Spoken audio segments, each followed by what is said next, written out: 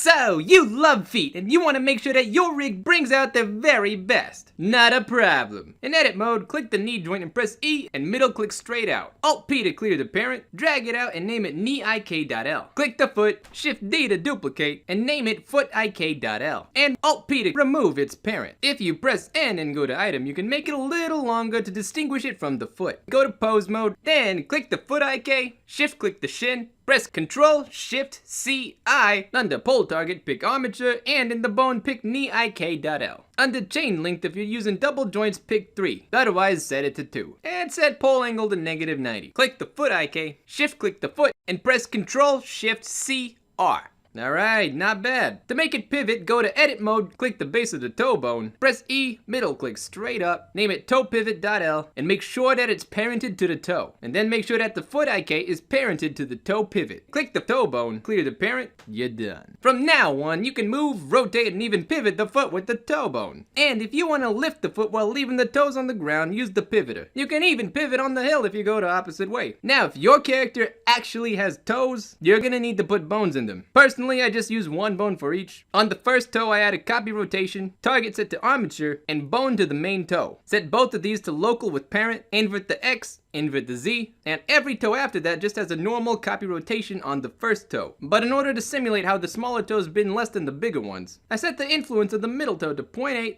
the fourth toe to 0.6, and the last toe to 0.35. Very minimal, but the end results are pretty solid. Hope that helps. If you enjoyed this video, please don't forget to like, subscribe, and ring that bell. Hope you have a fantastic day, and I'll see you around.